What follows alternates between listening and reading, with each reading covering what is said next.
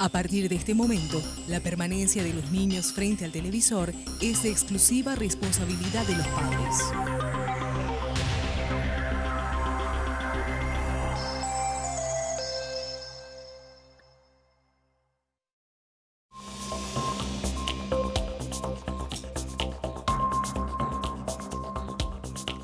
¿Qué tal? ¿Cómo están? Bienvenidos. Comenzamos periodísticamente. El Metrobús, la ruta Transchaco, el aeropuerto Silvio Pettirossi, la ampliación mejor de las rutas 2 y 7. ¿Qué es lo que va a pasar en términos de obras públicas? ¿Vamos a seguir emitiendo bonos el próximo año? ¿Y cuánto de esos bonos va a terminar financiando la infraestructura en nuestro país? El ministro de Obras comparte hoy con nosotros periodísticamente. Y además vamos a hablar con uno de los candidatos a llegar a la Corte Suprema de Justicia. Dos ternas conformadas. Uno de esos candidatos expone su visión acerca del sistema judicial en nuestro país. Comenzamos periodísticamente. Hoy, en Periodísticamente, nos acompaña el senador colorado y actual ministro de Obras Públicas y Comunicaciones, Arnoldo Vince. La remodelación del Aeropuerto Internacional Silvio Pettirossi y el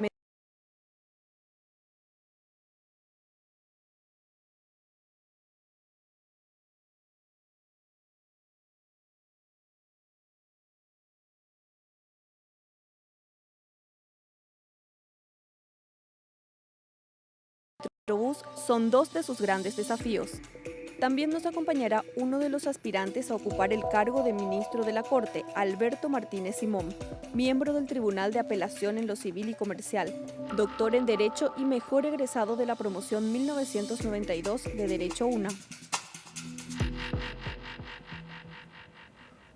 Ya estamos con el ministro de Obras, Arnoldo Vince. ¿Cómo estás, ministro?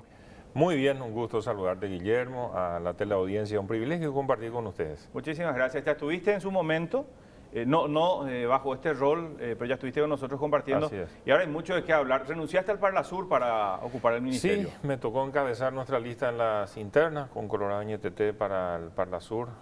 Luego de las elecciones, al ser convocado por el presidente electo para acompañarle en el gabinete, entonces hemos tomado la decisión de renunciar a ese cargo electivo que habíamos ganado en las elecciones para dedicarnos exclusivamente a la tarea en el Ejecutivo. Quiero compartir un pequeño perfil del ministro de Obras Públicas con los televidentes y ya entramos a los temas que tienen que ver con el ministerio. Arnoldo Vince Durksen nació en Itacurubí de la Cordillera el 19 de agosto de 1964.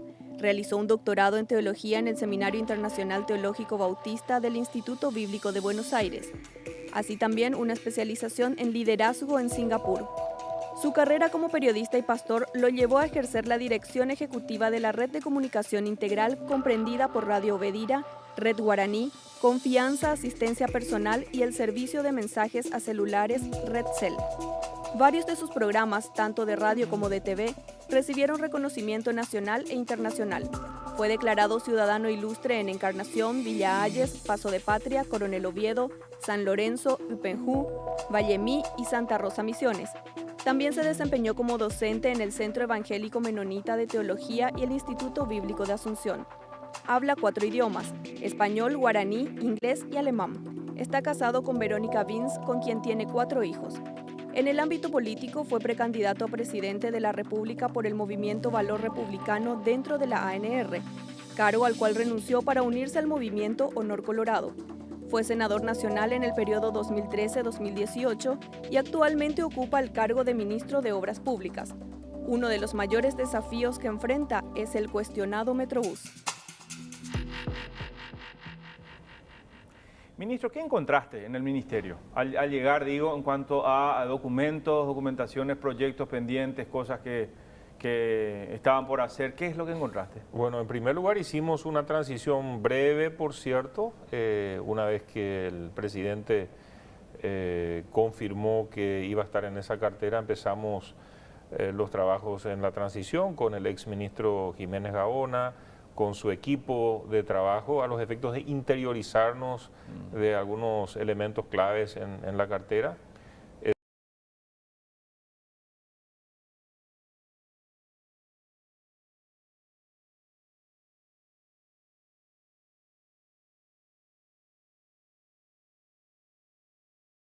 un ministerio que tiene 4 viceministerios, el de Administración y Finanzas, el viceministerio de Obras, de Minas y Energía y también el de Transporte.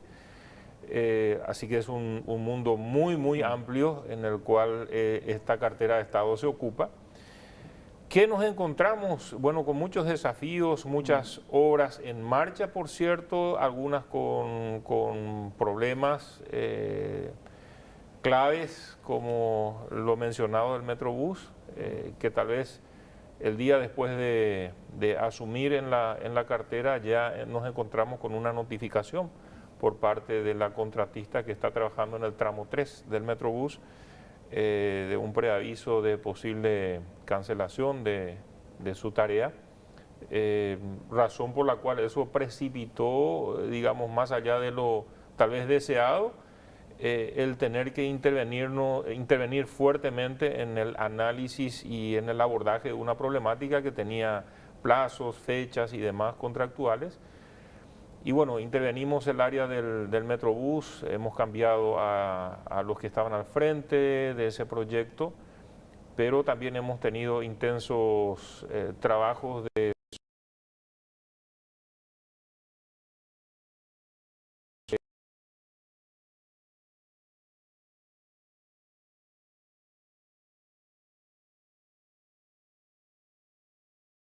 socialización, de entender la problemática de los frentistas, los intendentes, las autoridades ¿El municipales. proyecto en sí va a tener algún cambio? El proyecto en sí, porque la sensación es que todo continúa tal cual estaba planificado por el gobierno anterior. Yo dividiría eso en partes, Guillermo. En primer lugar, nosotros estamos ahora trabajando, o sea, en pista, sobre la avenida en el tramo que corresponde a Fernando de la Mora. Sí.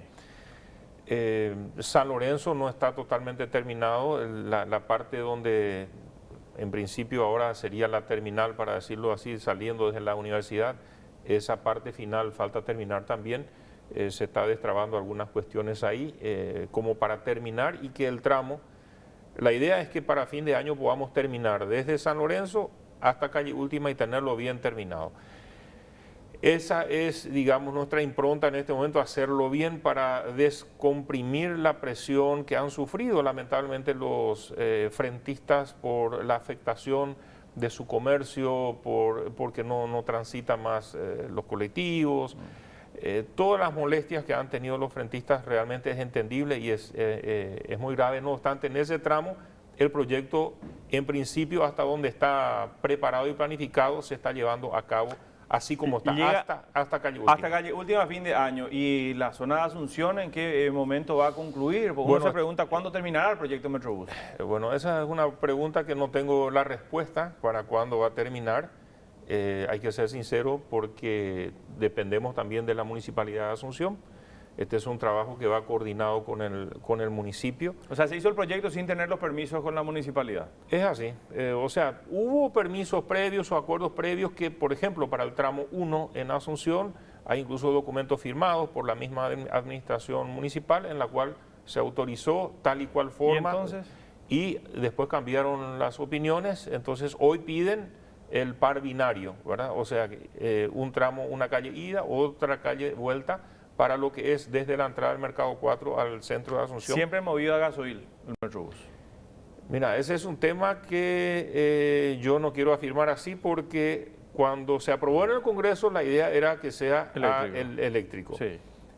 No obstante, todo se llevó adelante como si fuera para gasoil, pero yo creo que podemos trabajar apuntando a que sea eléctrico. Esa es mi meta como ministro, si llegamos a culminar las tareas, porque ese es el segundo plano. Sí. Una cosa es la operatividad mucha gente ve el Metrobús más bien en lo que se está haciendo sobre la avenida o en la calle. El Metrobús no es eso, esa es la instalación de la posibilidad de tener una operación del transporte público que mejore, que agilice las cosas para el usuario del transporte público. Esa es la meta por la cual se hace un sistema de reconversión total también en el centro. ¿Y qué va a pasar con las líneas que hoy explotan los itinerarios sobre la avenida Eusebio Ayala, por ejemplo? ¿Esas líneas desaparecen, se les adjudica a otros itinerarios? ¿Qué va a pasar con todas ellas? Porque solo el Metrobús va a funcionar sobre Eusebio Ayala.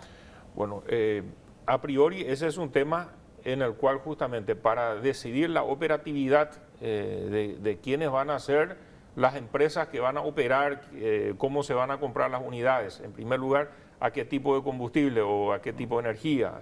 Ese es al menos para mí debe ser híbrido en el sentido que permita la posibilidad del uso de energía eléctrica.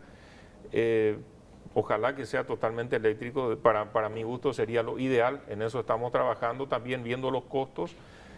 Todavía los costos son bastante más elevados de las unidades movidas a electricidad. Ahora, qué increíble, perdón, ministro, que Sí. esto no esté todo empaquetado ya con un proyecto así no está cerrado. No está. ¿Por qué? Fíjate, te voy a decir más. Hoy en día ni siquiera está resuelto cómo va a ser el sistema semafórico, no está resuelto el tema de la iluminación de la avenida. Todo eso no existe en el proyecto. Hay que ser sincero, hay que decir qué es lo que encontramos. Que se largaron a hacer un proyecto sin tener definido. Pero no hay responsabilidades. Por eso, para el tramo 1 y el tramo 2, para nosotros es importante, para decirlo gráficamente, parar la pelota, estudiar bien. Primero terminar este tramo que está absolutamente afectado, razón por la cual interrumpirlo sería peor para todos los Usted no frentistas. habla con Jiménez Gaona para decirle, Ramón, ingeniero, ¿qué pasó acá? Digamos, ¿cómo puede ser que el proyecto no tenga una definición, no sepamos para dónde vamos o que todo sea provisorio? ¿Cómo se largaron a hacer algo así? Y estamos debatiendo con la gente que estuvo en el proyecto. Hoy en día algunos ya no están afectados al proyecto, pero tenemos la experiencia de personas también de otros países, especialmente el caso Curitiba, que es el caso exitoso. Uno de los asesores del proyecto justamente es el originador, el que estuvo de inicio en Curitiba hace décadas atrás con ese proyecto, quien nos está ayudando, asesorando. De hecho, esta semana el actual coordinador del proyecto Metrobús y el viceministro de Transporte están también en una conferencia en Buenos Aires al respecto de estos temas, a los efectos de traer las experiencias internacionales, y obviamente vamos a revisar a fondo de ahí en adelante, de calle Última en adelante, cómo se hace, cómo se resuelve lo que se hizo, porque en realidad hice varias veces en estos días el recorrido, analizando también personal y sin asistencia profesional también para mirar bien cómo llega la gente a ese lugar ahí en la Universidad Nacional de Asunción, de San Lorenzo, de Capiatá. Una pregunta lógica que uno puede hacer: ¿cómo van a llegar? ¿De qué forma van a llegar ahí? No está nada previsto en el diseño, porque estaba previsto que arranque. El lugar ideal era donde hoy está el Ministerio de Obras Públicas en San Lorenzo, en la patrulla caminera. Ese era el lugar desde el cual en un principio se tenía planificado, pero por los inconvenientes en San Lorenzo no se pudo avanzar, entonces se optó por una solución rápida, empezar donde no se tenía ese inconveniente. Realmente hay que analizar muy a fondo, y esto va a llevar un proceso donde lo que vamos a hacer tiene que ser con amplios consensos, que incluya también el diálogo con el BID, que es el financiador del proyecto, y que tiene que traer una solución también a lo que es la llegada de los miles de funcionarios públicos al lugar donde se están construyendo las futuras oficinas de una serie de carteras del Estado, en la zona del puerto. Sobre ese tema, hay muchos temas pendientes y quiero empezar a planteártelos. Nos detuvimos mucho en el Metrobús, pero hay varias cosas. Transporte en el área metropolitana, ¿seguirá el subsidio a los pasajeros como lo denominaron en un momento, o ese subsidio se va a eliminar? Por ahora sigue, pero ya hemos hablado tanto con los transportistas como con otras instituciones involucradas y vamos a analizar a fondo. Hay diferentes tipos de opiniones, no obstante, por ahora sigue el subsidio. ¿Y el proyecto de construcción de estos edificios públicos en la zona del puerto de Asunción se mantiene tal cual? Por ahora sí, se está construyendo intensamente conforme a los planos aprobados en su momento, adjudicados. Cuando nosotros asumimos ya estaban empezando las construcciones, ahora está avanzando bastante rápido. Ciertos módulos de todo ese megaproyecto que va a reconvertir. No va a haber problemas en el tránsito, digo, porque se va a generar como una especie de embudo y va a confluir ahí. Es cierto, con la costanera que va a terminar de concretarse, va a haber un acceso más rápido, pero ahí se va a concentrar la burocracia también. Se va a concentrar y estamos analizando opciones para tener más lugares de estacionamiento. Estamos analizando algunos proyectos para ampliar la capacidad de estacionamiento, que a priori en este lugar, así como está planteado debajo de los edificios, que hoy en día se están construyendo llegaría a 1.300 vehículos aproximadamente, que es un número muy limitado para lo que se necesita para todo el entorno. Claro, eso en cuanto a estacionamiento, pero yo me refiero al acceso, a la llegada y a la salida. Pues estacionar puede ser un problema, pero se resuelve. Pero el asunto es... Y tiene mucho que ver con la funcionalidad o no del sistema Metrobús también, que haga que más personas dejen su vehículo en casa y circulen con un sistema de transporte público que tiene que ser ágil y tiene que invitar finalmente a la gente a optar por esa opción que será más económica y que nos ayudará a descomprimir la congestión que tenemos, no solamente en Asunción, en San Lorenzo, en Capiatá, Acceso Sur. La congestión del tránsito que tenemos es cada vez peor. Por eso, pero se da que no se van a terminar primero los edificios y después el Metrobús, porque decías que no sabes realmente cuándo va a terminar el Metrobús y me quedé pensando en eso. Hemos hablado por ejemplo, con la contratista que ganó el tramo 1, que es desde el centro hasta General Aquino, y realmente la dinámica en la cual ellos planificaron y van a abordar el trabajo si es que se decide.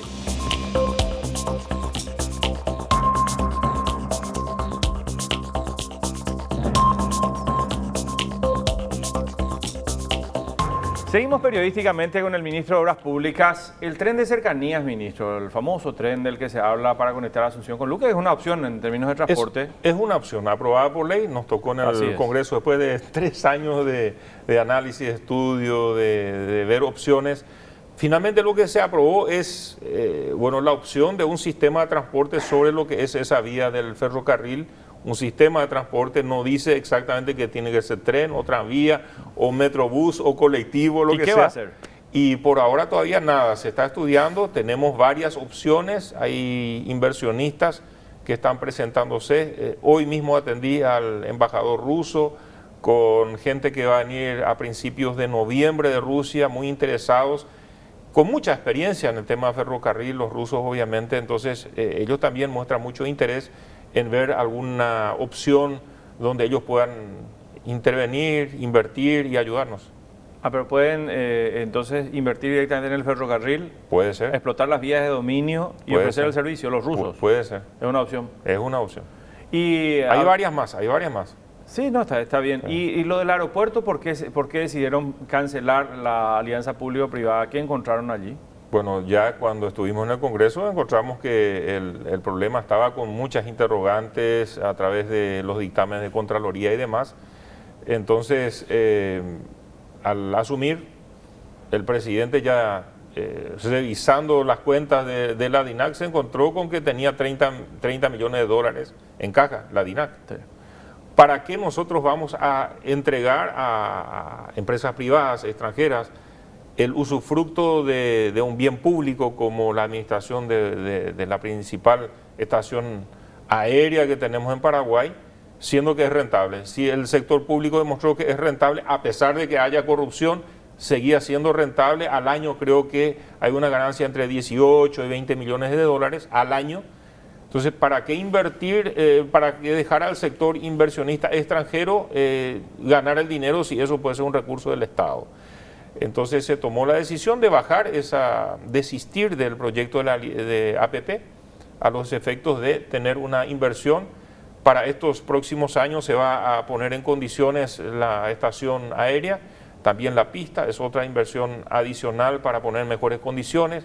Así que para el edificio se calcula cerca de 40 millones de dólares la inversión y bueno, la reconversión de la pista también en una pista con mejores condiciones, también algunos millones de dólares, y vamos a tener para los próximos años una buena estación. O sea, ahí no va a entrar el sector privado, está definido eso. El sector público va a administrar, por lo menos durante este gobierno va a ser así.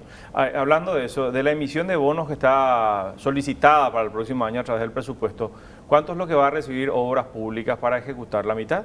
La mitad. El presidente ya durante la campaña política había sido claro que una parte importante de los bonos soberanos iría para salud, tal vez para educación, pero de obras públicas, que hasta aquí prácticamente se llevó la mayor cantidad de lo que han sido los bonos soberanos en materia de inversión. Nos vamos a quedar con la mitad aproximadamente. ¿Y eso da para llevar adelante los proyectos previstos o hay que contratar préstamos? Vamos a contratar más préstamos. De hecho, esta semana estuve en la mesa directiva del Senado y espero que justamente en la sesión de esta semana del Senado se puedan aprovar. Tenemos ahí un préstamo programático del BID, 100 millones de dólares para este año y 100 millones para el año que viene. Otro préstamo del BID por 90 millones de dólares para ciertos tramos viales para su mantenimiento y conservación. Luego tenemos dos préstamos compuestos de CAF y Fomplata, uno de 142,7 millones de dólares y otro de 142,9 millones de dólares. En total, un paquete de 575 millones de dólares que en cuatro proyectos de préstamos esperamos tener aprobados. Eso nos va a dar la posibilidad de ir impulsando más emprendimientos. Uno de ellos, llamado Vial 3, del préstamo CAF Fomplata, incluye, por ejemplo, el tramo Pozo Colorado-Concepción, que hay que reconstruirlo. Otro de los tramos en ese proyecto es el tramo que va desde Quindú hasta San Juan Bautista Misiones Ruta 1, donde hay que hacer una ampliación, por lo menos la tercera avenida o la tercera vía en las arribadas, en las curvas, una reconstrucción, un mantenimiento en forma de ese tramo de la Ruta 1, está en uno de esos préstamos, para mencionar algunos. También el tramo desde Puente Remanso, que pasa por Semidey, toda la calle Última, Cuatro Mojones, hasta Petropar, todo ese tramo está incluido también en uno de esos préstamos. Suelo citar un informe del Banco Mundial de hace unos años que anunciaba o que sostenía que las obras públicas eran de las áreas en las que la corrupción se podía producir más fácilmente. ¿Por qué? Por la falta de pericia de quienes se meten a fiscalizar después una obra. Es muy difícil distinguir un tipo de asfalto en el momento, solamente en el paso del tiempo uno va viendo cómo se deteriora más rápidamente determinado tipo de materiales. ¿Cómo frenar la corrupción histórica que ha habido en obras públicas, ministro? Ese es uno de nuestros grandes desafíos, luchar por la transparencia y especialmente que los procesos sean absolutamente creíbles, empezando desde la forma en la cual se llama licitación para las consultorías que preparan los proyectos de los tramos viales, de los puentes, de los viaductos y demás. Luego la forma en la cual se hacen los llamados y ni qué decir lo que es la fiscalización de las obras. Y hay un componente, un cuarto componente que es ya responsabilidad entre todos, que es también la cuestión del control después de las obras hechas. Ahí, por ejemplo, con el control de peso, con el cobro de los peajes que debe darnos algunos insumos para poder mantener las rutas. Esos son dos elementos que podría ser el cuarto elemento dentro de este círculo que tenemos que transparentar totalmente. Cuando no tenemos un buen control de peso, cuando un eje sobrepasa el peso máximo por el cual fue calculada esa capa asfáltica, entonces estamos descomponiendo. La ruta que tenía que durarnos 10 o 15 años, de repente dura 3 o 4 años porque el sobrepeso de los ejes determina precisamente el deterioro mucho más avanzado. A veces no es que se hizo mal, se hizo conforme a un cálculo, sí, pero luego al no tener el control de peso o a tener mucho más tránsito del previsto, se desgasta mucho más rápido. Un ejemplo, cruce Alberdi, cruce Villeta, camino Alberdi, ese primer tramo que se tenía asfaltado, ese asfaltado se descompuso de una manera meteórica. ¿Por qué? Porque se construyeron la cantidad de puertos desde Villeta camino a Alberdi que han hecho que muchísimos camiones que no estaban en el cálculo previo pasen y no hay ningún control de peso en esa parte tampoco. Entonces, hay que cobrar eso para mantener la ruta. Claro, hay que cobrar. No hay peaje y no hay control de peso en ese tramo. Entonces, ahora estamos por terminar en estos días el llamado para ese tramo, para la reconstrucción y el CREMA, en el sistema CREMA, que significa que la empresa que hace la reconstrucción, una vez entregada la obra, tiene que mantenerla por 5 años. O sea, el mantenimiento por 5 años es un adicional al costo total entre el 15 y 20%. Sí, pero un reaseguro de que la obra va a tener calidad. Les conviene hacer bien nomás luego. El constructor no va a querer hacer algo que le cueste dinero después. Entonces, le conviene hacer bien nomás la obra. Las experiencias que tenemos, esta es una experiencia de otros países de los cuales se aprendió y cada vez más rutas se van a hacer con esas especificaciones. Por ejemplo, la ruta Transchaco, la reconstrucción que vamos a emprender a partir de este fin de año con los llamados, especialmente segundo semestre del año 2019 va a ser donde más tramos ya vamos a poder intervenir, ojalá la totalidad ya en el año 2019, a fines del 2019. Lo hemos dividido en 8 tramos. La ruta se va a reconstruir totalmente nueva, o sea, va a haber una ruta nueva pegada por la actual ruta a los efectos de mantener la transitabilidad que tenemos que mantener durante todo el tiempo de la construcción de la nueva ruta, y también todos los materiales pétreos, las piedras necesitamos transportar de aquí hasta Mariscal Estigarribia en todo el tramo, por lo cual no podemos permitir que se interrumpa. Entonces, todo ese trabajo se ha hecho con los ingenieros de una forma muy profesional, cómo va a ser la base, etcétera, etcétera. Inclusive, algunos elementos adicionales que estamos incorporando en estas nuevas rutas, como es la zanja técnica en el costado de la ruta, a los efectos de que todos los cables, llámese de conexión de internet o coaxiales, fibras ópticas y demás, puedan ir en el suelo, en un dispositivo preparado para eso.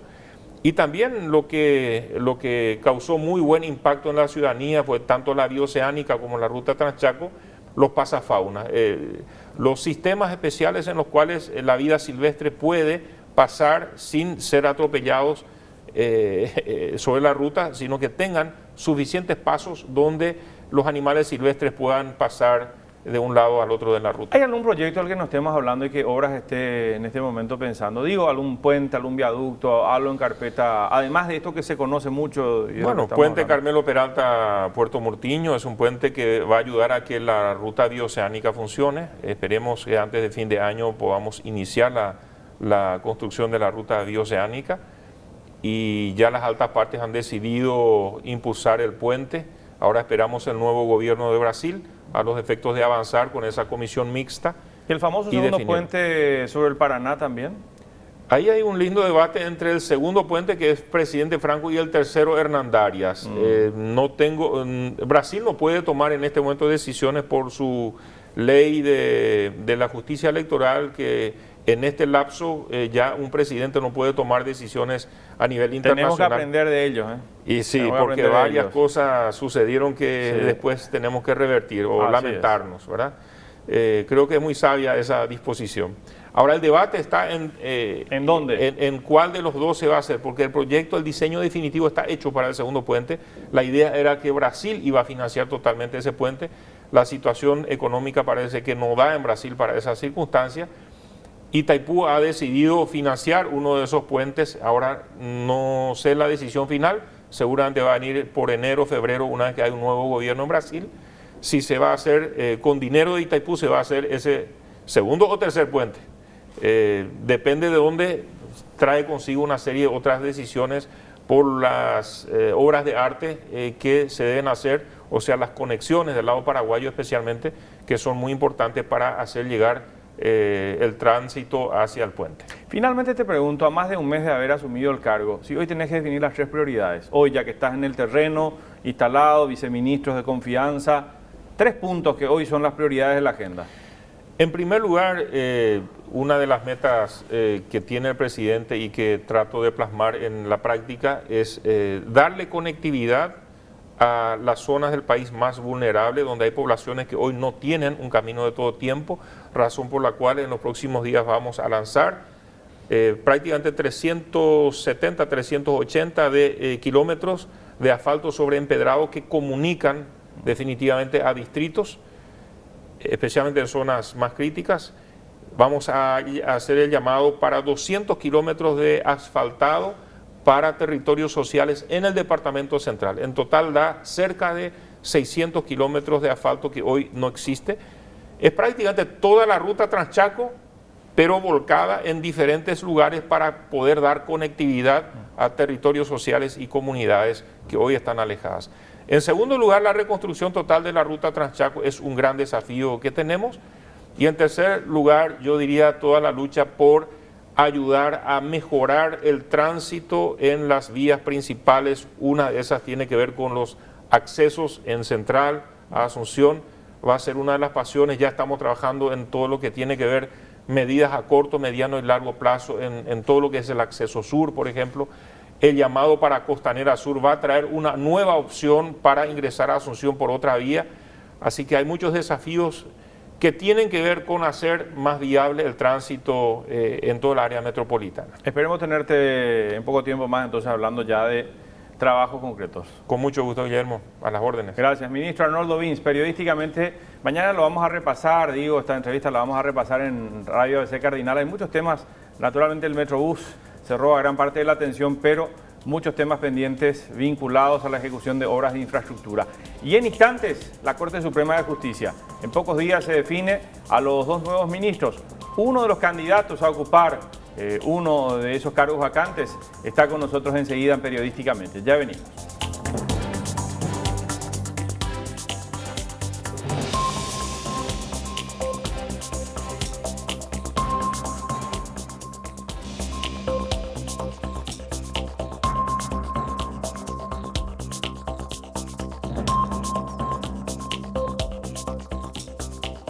Seguimos conversando periodísticamente y ya nos vamos a ocupar de la Corte Suprema de Justicia. Dos ministros que van a ser designados en los próximos días. Y estamos con uno de los candidatos, uno de los ternados ya por el Consejo de la Magistratura, el doctor Alberto Martínez Simón. ¿Qué tal, doctor? ¿Cómo está usted? Muy bien, muchas gracias por la invitación, Guillermo. Realmente un gusto estar en tu programa. ¿Cómo analiza este proceso que se está dando en el Senado? Porque en el Senado ya salen a anunciar públicamente algunos apoyos a Ramírez Candia, a Jiménez de parte de Colorado Añetete, por ejemplo. ¿Cómo ve el proceso de designación de ministros en este momento? Bien, muy legitimado. Desde el principio, cuando las ternas fueron tratadas en el Consejo de la Magistratura, muy transparente. Nosotros participamos en el concurso por el edicto 10, yo solamente participé en ese edicto, no en el edicto 3, pero muy claro todo, es decir, las reglas del juego bien establecidas, muy claros los criterios. Hay que entender siempre que esta es una designación de carácter político. Ya empieza en el Consejo de la Magistratura siendo una designación parcialmente política. Hay que reconocer ahí que tiene unos parámetros objetivos bastante claros también. Uno puede estar de acuerdo o no con que asignen más puntos a una publicación, sí, menos puntos a una cátedra, etcétera. De todos modos, los parámetros no son vinculantes. Finalmente es una decisión, sí, por votos. Así mismo, así mismo. El 40% es muy objetivo, después hay un 60% partido en dos etapas de 30%, una audiencia pública de 30% y después una consideración final a cargo del Consejo en una sesión reservada, aquella sesión famosa que tardó como unas 10 horas, sí, hace unos 15 días atrás, en la cual se hicieron públicas las ternas después, fue un lunes, recuerdo, pero muy transparente, es decir, uno sabe las reglas del juego, sabe cuánto le van a puntuar. Fíjate que los 6 ternados estábamos entre los 8 primeros candidatos por una cuestión de criterios muy puntuales que el Consejo consideró en su momento. Eligió de ese grupo de los primeros 8 a los 6. Y eligió por un lado a gente dentro del sistema judicial, sí, a gente que está por fuera, que también responde un poco a un criterio. O sea, alguien vendrá del sector privado y alguien vendrá dentro de la estructura del sistema judicial. ¿Qué es interesante? Es un concepto interesante. Fíjate, en Brasil, por ejemplo, tienen un sistema judicial muy parecido al nuestro, con unas particularidades propias. Lo que sería el Superior Tribunal de Justicia, que sería la Corte Suprema Civil, tienen creo que 33 ministros, un tercio viene de la profesión y 2 tercios viene, como ellos dicen, de la casa.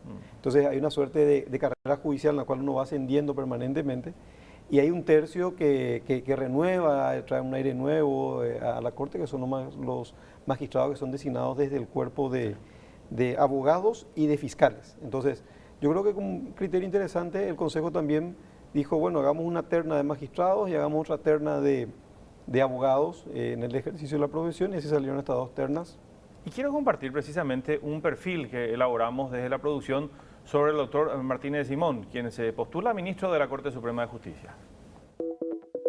Alberto Joaquín Martínez Simón es abogado, egresado con medalla de oro en la promoción 1992 de la Universidad Nacional de Asunción.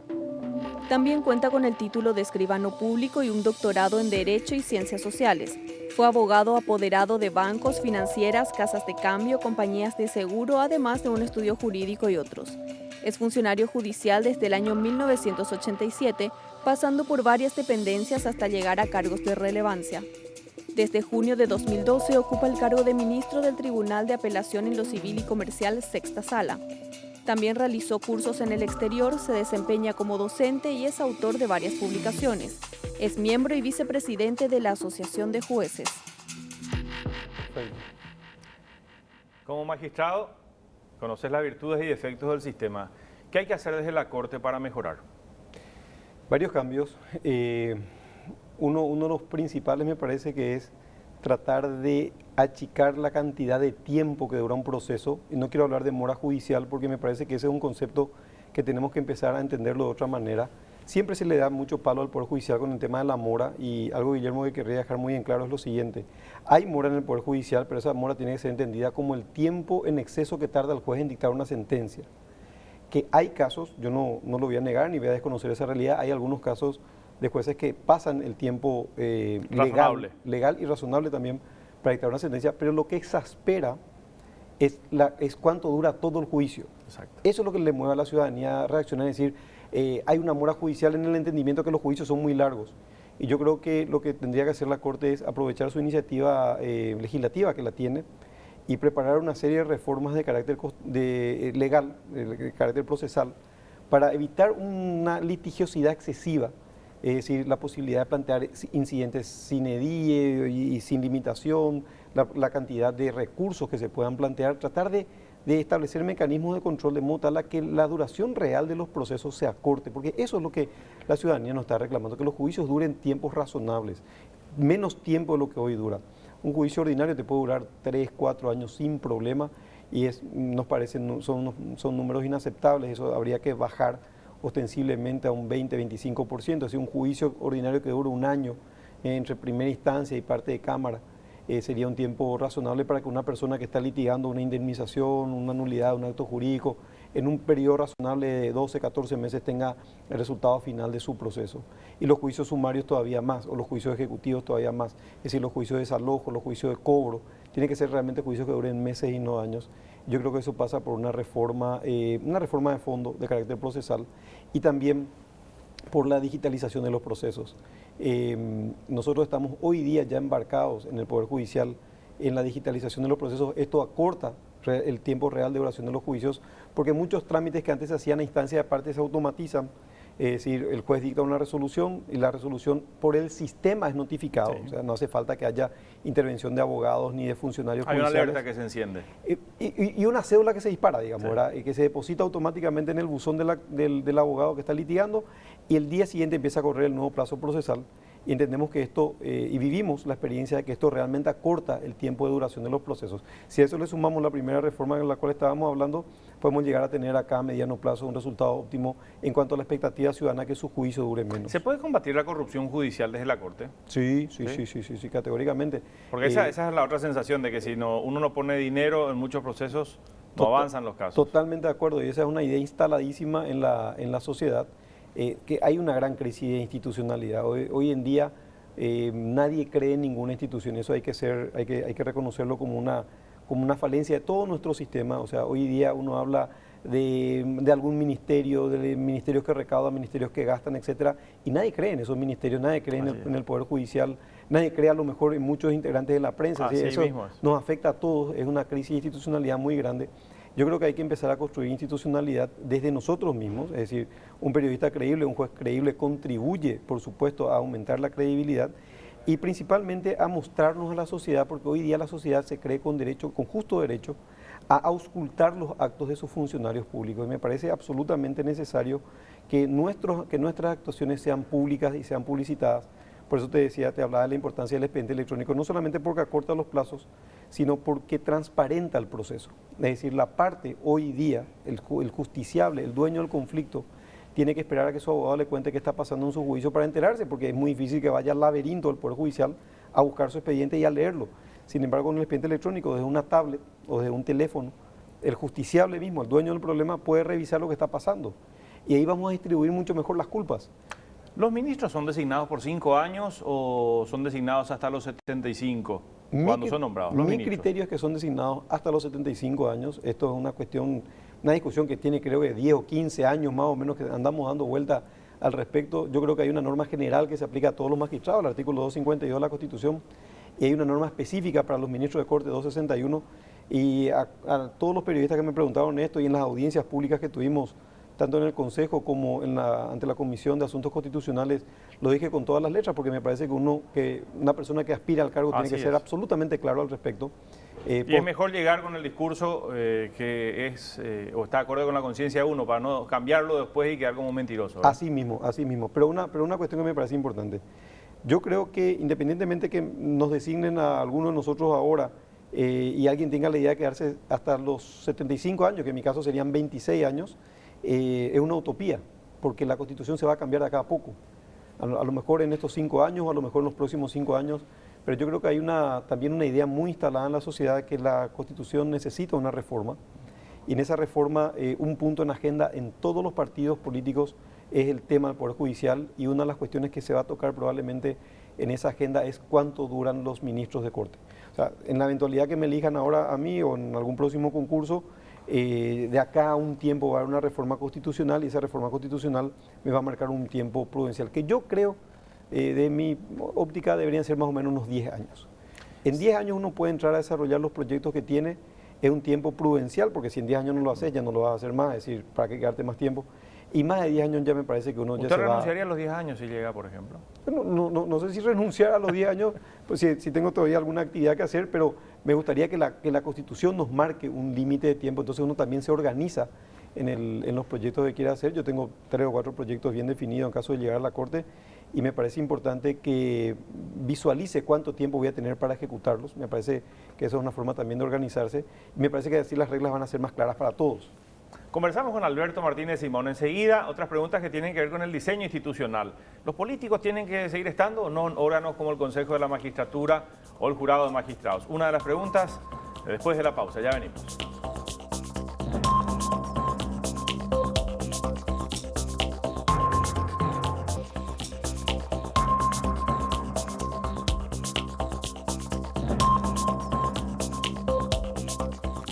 Seguimos conversando periodísticamente con el doctor Alberto Martínez Simón. ¿Se presenta de vuelta? Porque estaba viendo las postulaciones para la vacancia que va a dejar el ministro Sindulfo Blanco en diciembre, cumple 75 años. El doctor Martínez Simón se presenta junto a los ternados también. Todo indica que si rigen los mismos criterios podríamos, para quienes no estén designados en esta ocasión, poder nuevamente tener esos nombres en las ternas. Y hay otra vacancia que va a ser el próximo año, en abril, cuando el ministro Torres Kimser también cumpla 75 años. O sea, hay otros 2 ministros de Corte que dejarán de serlo por biología, Así más allá de que haya juicio político o no, a corto o a mediano plazo. Le preguntaba esto antes de la pausa, o dejaba suelta esta pregunta. ¿Los políticos cree usted que tienen que seguir integrando órganos como el Consejo o el Jurado de Magistrados? ¿Es un tema de diseño institucional, hay que corregirlo, o todo está muy bien y ahí no hay que hacer cambios?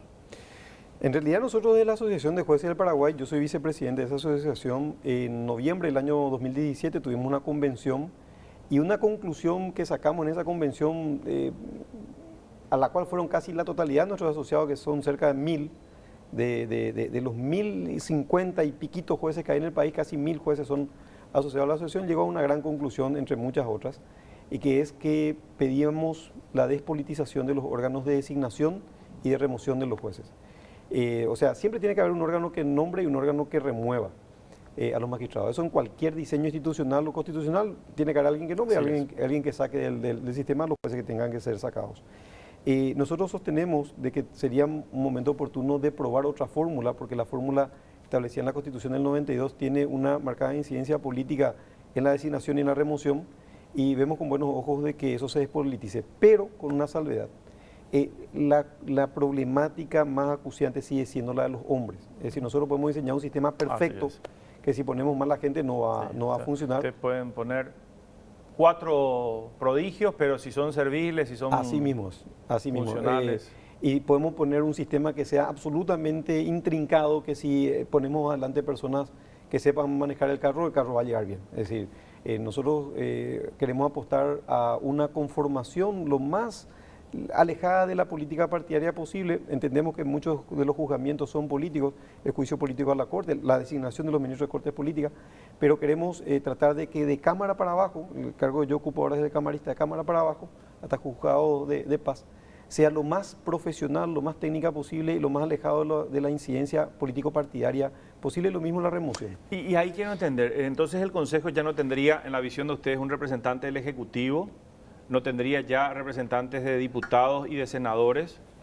ya estaría integrado solamente por miembros de la Corte, representantes de gremios de abogados, universidades públicas, universidades privadas. Esa es la idea. Ese sería el perfil macro, exactamente. Ex ministros de la Corte, magistrados que se hayan jubilado. Hoy, por ejemplo, en Paraguay es una gran... miembros de la Corte, representantes de gremios de abogados.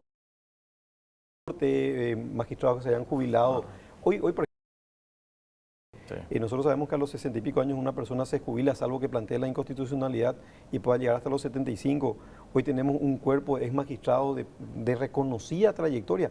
Lo dan el ejemplo del grupo de notables que estuvo como asesor en las audiencias públicas ante el Consejo, ahora en las últimas elecciones, personas intachables, todas muy reconocidas públicamente por su trayectoria profesional y personal.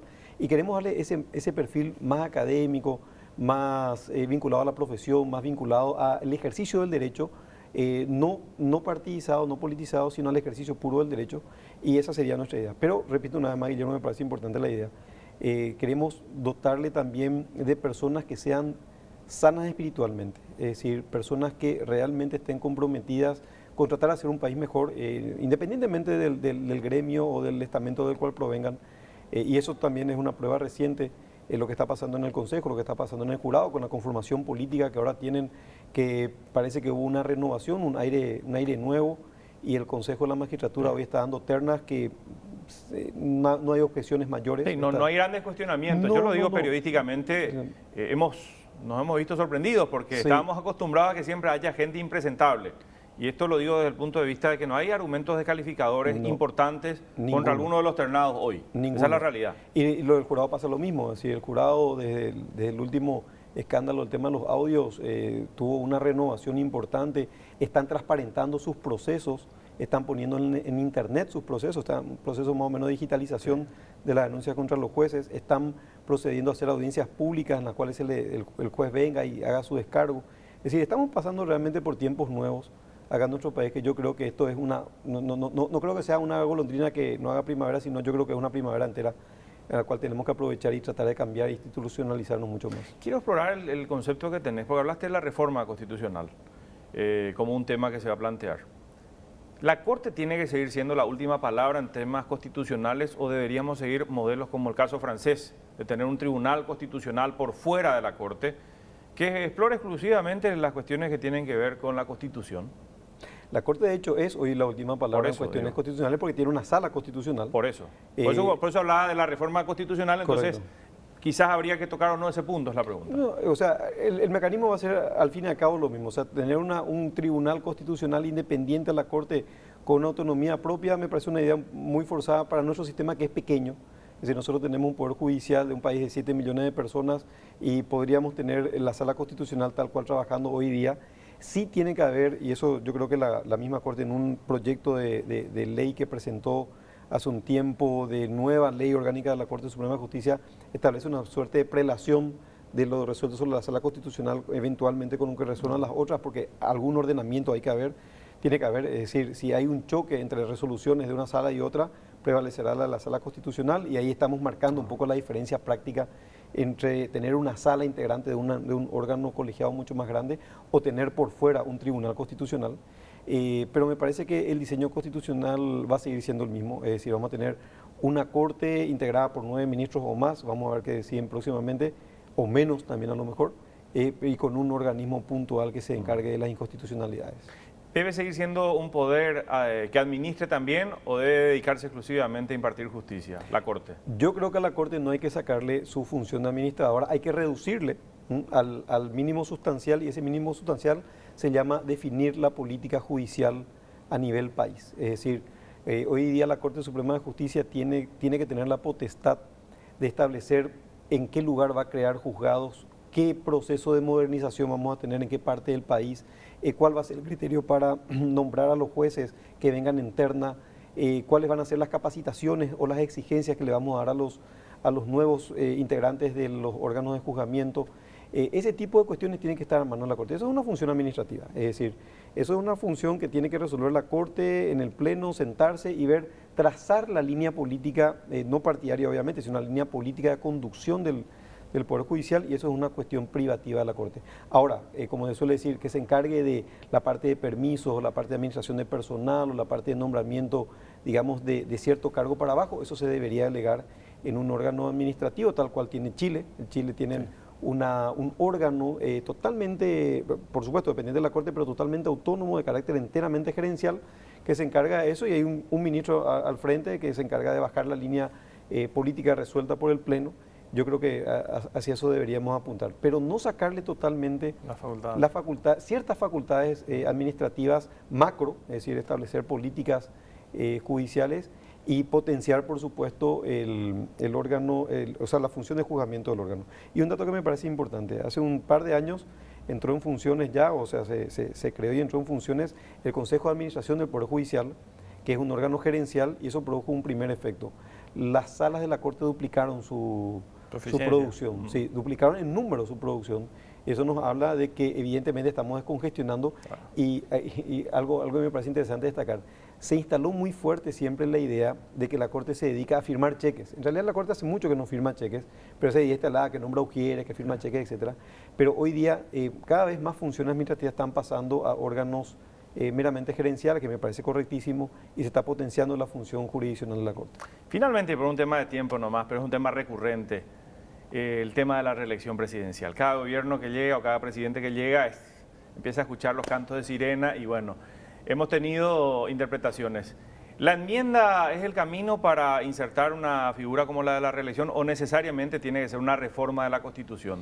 Sí, antes de decidir presentarme, ministro, que se había instalado toda aquella discusión, yo había hecho un análisis así absolutamente objetivo del texto de la norma y me daba la impresión, me sigue dando la impresión de que la enmienda es suficiente, porque estamos hablando no de duración del mandato, sino de la posibilidad de un nuevo mandato.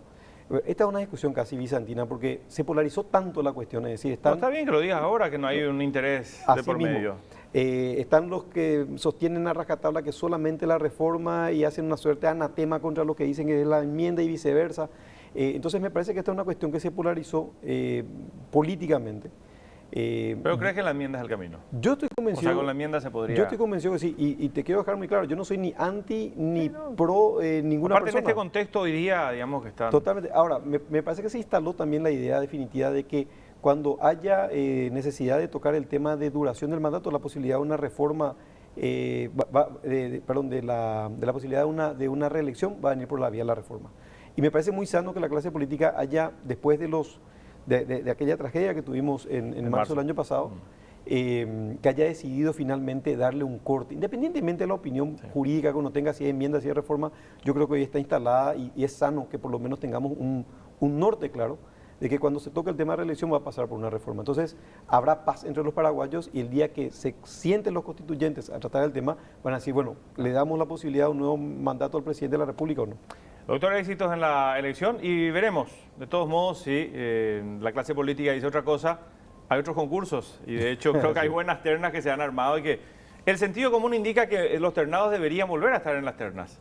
Si son los que se presentan, salvo que se presentan una postulación muy superior. Claro, no es vinculante, pero sí hay una tendencia y como bien lo decís, salvo que se presente una persona que nos gane y que perfectamente puede pasar, sí, habría una tendencia a repetir algunos candidatos. Gracias por venir. Al contrario, gracias por la invitación. Alberto Martínez Simón, mañana repasamos lo que deja esta entrevista también en ABC Cardinal y periodísticamente nos encontramos el próximo martes aquí en ABC TV. Que pasen bien.